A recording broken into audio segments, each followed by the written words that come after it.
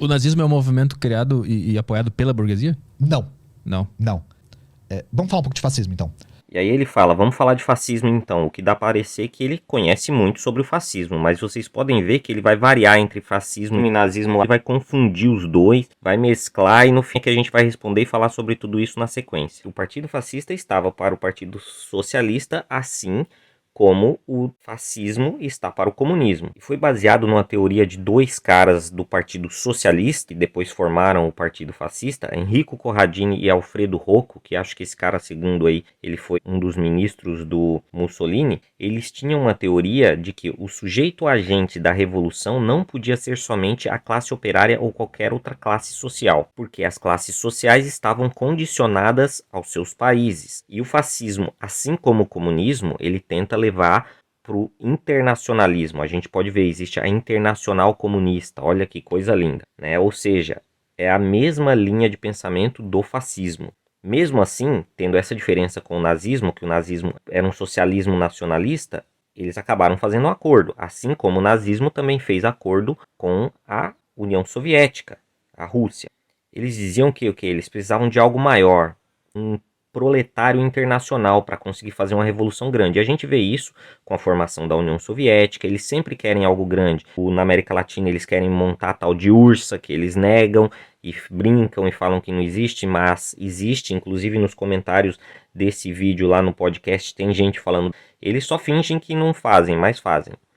Então essa condição de proletário nacional passa a ser colocada de lado, em segundo plano, e eles passaram a ter como agente da revolução a ideia de nações revolucionárias versus nações imperialistas, nações proletárias versus nações burguesas. Isso foi um fenômeno que acontece até hoje e se repete. Você vê sempre esse papo de imperialismo, esse papo que existe por aí. Eles são contra o imperialismo, mas são internacionalistas.